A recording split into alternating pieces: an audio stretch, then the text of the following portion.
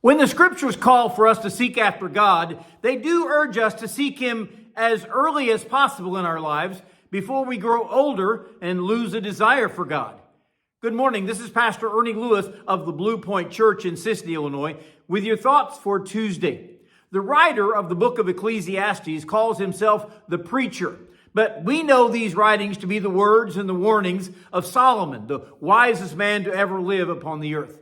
He will tell you that there is vanity in seeking things of this world, such as wealth and power and fame, or even seeking after the pleasures that this world has to offer.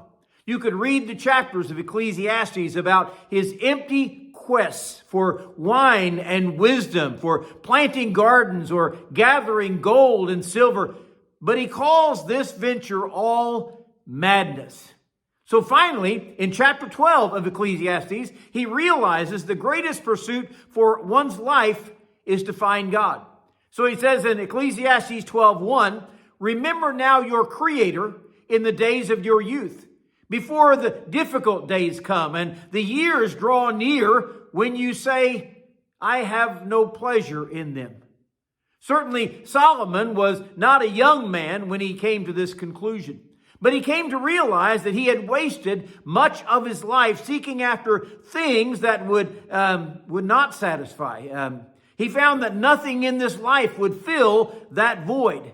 Every human, I believe, has this God-shaped hole in their heart and their soul that can only be filled with a personal relationship and a spiritual pursuit for God to come in and direct their life. Wouldn't it be great if young people would heed those words and actually seek after God at a very early age so that they could enjoy that relationship with Him down through the years?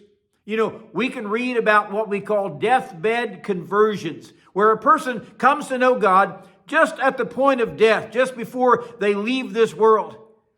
But they have wasted a life that could have been spent following the Lord and serving Him with all their talents. He describes God here as our Creator. Remember now your Creator. That is such an apt description for a young person to realize God's place in our life. Before we even knew Him as Lord and Savior, He was our Creator. And He says we should seek God before the difficult days come.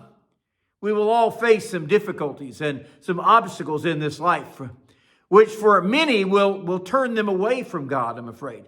They may even seek to blame God for their situations or their misfortunes, their diseases and such. You realize those things are all a direct result of man's sin in the garden, which brought pain and suffering to a place that was paradise. He also reminds us the days will draw near when you say, "I have no pleasure in them," which also means we will have nothing left to offer God as His disciples. These verses in Ecclesiastes 12 go on to describe the maladies of aging, like the loss of sight or the loss of muscle strength. Our hearing will fail. Our teeth will fall out. We will not be able to sleep. These difficulties will come to everyone in later years. So we must seek God now. We will be able to enjoy God's fulfillment in this life, His blessings and His promises, and especially the promise of heaven whenever we leave this world and go to be with Him in that wonderful paradise.